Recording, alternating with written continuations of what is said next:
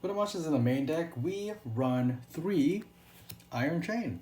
During your main phase, you can equip this card to one face-up monster your opponent controls, and that monster loses 800 attack and defense. And when that monster is destroyed by battle and sent to the grave, basically whatever level that monster was, your opponent has to mill that number of cards from the top of their deck to the grave. And the reason why this card is so good in this deck is because we run a Kaiju package. Level 10, level 9, and a level 8. You could run more if you want, but I just feel as if a variation of 3 Kaijus in this deck is plentiful, basically. It doesn't really matter which Kaiju you give them, because either way, that Kaiju is going to lose 800 attack per Iron Chain Snake equipped to it, and say you equipped it to the Mad Flame Kaiju, which is a level 8, 3 chains equipped it, 3 snakes equipped to it, then your opponent has to mill 24 cards from the top of their deck to the grave.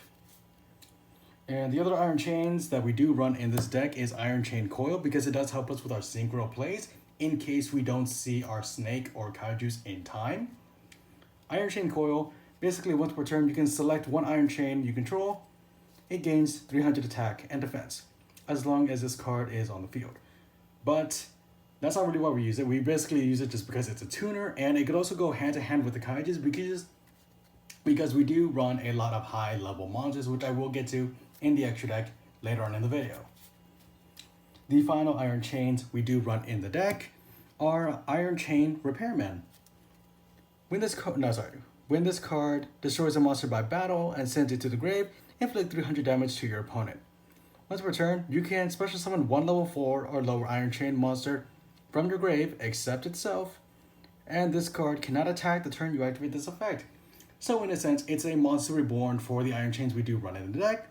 You could bring back the Coil to go for a level 7 Synchro Summon if it's only Repairman and Coil on your side of the field. Or you could revive your Snake, equip it to a monster your opponent controls, and go from there. But finishing off the monsters, we run 3 Needle Worm, flip it, send the top 5 cards of your opponent's send the top 5 cards of your opponent's deck to the grave. 1 Morphing Jar. Unfortunately, it is limited, but for a good cause, because it's just so dumb if it were more than 1. But anyways, it's another flip card. Both players discard all their cards in their hands and draw 5 cards. If that's not self-explanatory why this card is limited, I don't know what is. And for a final touch of the main deck, we run 2 Link Slayer. If you control no monsters, you can special summon this card from your hand. Once per turn, you can discard up to 2 cards, then target that many spell and traps your opponent controls, destroy them. Now, the reason why we run Link Slayer is because we do run a synchro heavy extra deck. And for one, it's just a free summon to your side of the field if you have no monsters, or if you want to save your other monsters for different plays, go for it. But it could also set up the Iron Chain Snake Grave Revival, then equip, and so on and so forth. So that's basically the reason why we run Link Slayer. It's a free summon, it's a free Foolish Burial in a sense, and it's kind of a Twin Twisters if you look at it that way. But that'll wrap it up for the main deck. Main deck monsters. For the spells and traps of the deck, we run 3 Mixed Stick Mine, because nowadays people can just spin out as many negations as they want. So in some way, since this deck doesn't have a lot of protection, you need to go for some kind of counter to basically stop your opponent from stopping your plays. And you gotta go for the 1 Terraforming just to thin out the deck a lot faster. Then we also run 3 Hand Destruction. By the time you activate this card, hopefully you've thinned out your opponent's deck enough to where the 2-card draw, mandatory draw, hurts them slightly. And if not, I mean, it's just a fun way to kind of force your opponent just to thin out their deck even further. Speaking of other deck thinners, Card Destruction. each player discards their entire hand and draws the same number of cards. So, say your opponent has a full hand of cards, they discard their 5 and they draw their 5. So, yeah, that's basically the whole point of running the certain mill cards. Certain discard cards. So we also run the 2 Book of Moon. Yes, it is at 3. However, we don't really need 3 copies since we only run, if I could find it, we only run the 3 Needleworm and the 1 Morphing Jar, but chances of us actually getting to them while also conducting the Kaiju Iron Chain Snake combos, it's less likely. So I think 2 is just a better option for the deck. If you want to go for 3, by all means, go for it. And the, I guess you could say, key to getting as many Iron Chain Snakes on the field as possible, also by special summoning it with the Iron Chain other monster effects, is Infernal Reckless Summon. When exactly 1 monster with 1500 or less attack is special summoned to your field, which likely Snake only has 800,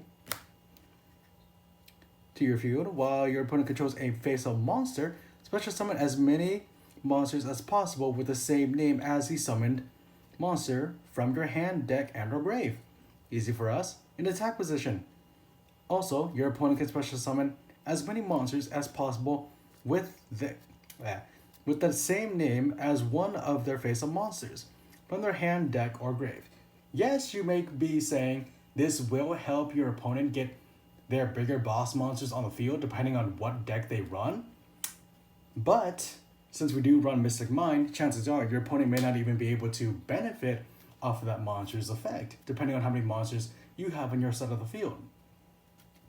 And that's basically why we run 3, because we want to see this card as fast as possible with this deck. And for other cards, just to search out / send out the deck, we run 1 Reinforcement of the Army because of the 1 Iron Chain we do run. No, sorry, the other Iron Chain we do run is a Warrior. So it's just easier to thin out the deck by searching that card. 1 Monster Reborn, just an easier way to get Snake back on your side of the field, other than with the Iron Chain monsters special summon grave effect. Foolish Burial, again to set up the Iron Chain Snake combo. And for the traps, since we don't really run that many, we run 3 of the Trickstar Reincarnation. Banish your opponent's entire hand, and if you do, they draw the same number of cards. You can banish this card from your grave. Oh, no, never mind, sorry. I was reading the second effect, which doesn't really relate to this deck itself. But yes, basically, like I said with, I believe it was Card Destruction or Hand Destruction, whichever one I run 1 copy of, I forgot. Basically, if your opponent has a full hand of cards, say 5, they discard their 5 and then they just go through their 5 through their deck, hopefully thinning their deck as fast as possible, because that's basically the whole purpose of this deck. And finishing up the spells and traps, 3, present card. Your opponent discards their entire hand, then draws 5. You can only you can only activate 1 present card per turn. But enough of that rambling, that'll end it for the spells and traps. Before I go into the extra deck, I feel as if you all deserve some explanation as for why you're gonna see so many synchros in the extra deck, in a mill deck of all things. Well, here's the basic reason. We run 3 Iron Chain Core. It's a tuner.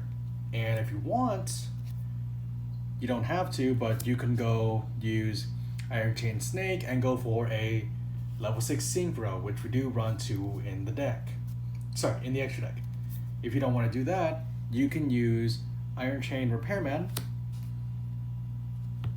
Iron Chain Repairman, revive it in the grave, go for a level 7 Synchro. Don't want to do that? Then Link Slayer, if you control no monsters, easy special summon, normal summon chain, go for a level 8. Or if you happen to have the Kaijus, level 8, level 3, 8, 9, 10, 11, go for a level 11, which, funny enough, we actually run. That being Star Eater, which is a level 11. And if you happen to have, say, the Thunder King, which is the level 9, and Iron Chain is a level 3, 9, 10, 11, 12, go for the big synchro summon of the Geomath Final Sigma, which does only require a tuner and a non-tuner or tuner monsters. So yeah, I feel as if you all just deserve some kind of explanation as for why some of these cards in the extra deck are going to be run before we go into the extra deck. So yeah, I hope you all enjoyed that explanation, and yeah, let's get into the extra deck. For the cards in the extra deck, we run one Ice Barrier Dragon, one Iron Chain Dragon. Not that good, but it does, in a sense, send 3 cards from your opponent's deck to the grave, only when it inflicts battle damage to your opponent. But other than that, we just run it mainly because the theme of the Iron Chains. For level 7s, we run one Cyber's Quantum Dragon. Basically, if your opponent has an annoying monster on their side of the field, you can attack into it, return it to the hand, and it can attack once again. Don't like your opponent's field? Black Rose Dragon. Or if you want, just go for Beals, a monster that cannot be destroyed by battle or card effect. Or, if you want to feel for negations, Crystal Wing. The other extra deck monsters, like I said before, Star Eater is a fun level 11 to go into. And if you want to go all out, go for the level 12 Geomech Final Sigma. And I figured I'd add a Link monster, because why not? The majority of the deck is Earth, minus the extra deck.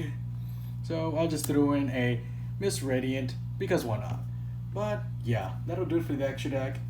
That'll do it for the whole deck profile actually in general. I hope you all enjoy, and see you all next time.